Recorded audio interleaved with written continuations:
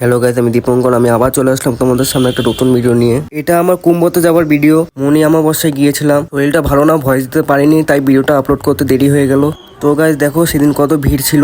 আমরা তো প্রয়াগের আগে স্টেশনে নেমেছিলাম, তাই এত ভিড়। প্রয়াগ স্টেশনে ভাবো কত ভিড় ছিল। যাই হোক, এই ভিড় দিয়ে যাচ্ছিলাম, ভালোই লাগছিল, আনন্দ লাগছিল। দেখতে থাকো গাইস, আশা করি ভিডিওটা ভালো লাগবে। আমাদের ফ্লাইওভার দিয়ে ওই পারে যেতে হবে।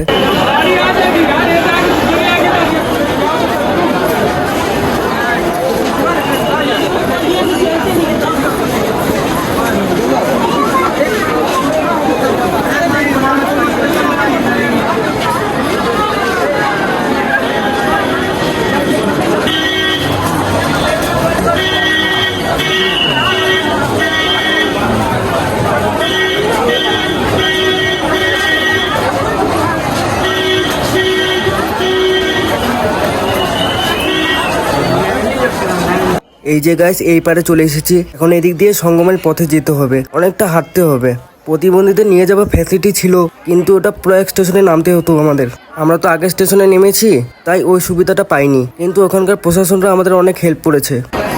করে করে কিছু দূর পৌঁছে দিয়েছে। ওই যে মিডিলে আমি আর বাবা বাইকে যাচ্ছি।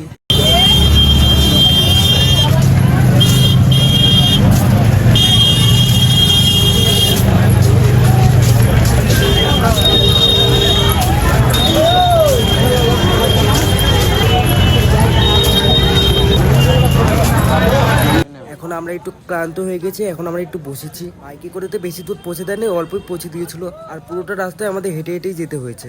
যখন আমার খুব পা ব্যথা হয়েছিল, বাবা পিঠে নিয়েছিল। এভাবে করেই আমরা সঙ্গমে পৌঁছেছি।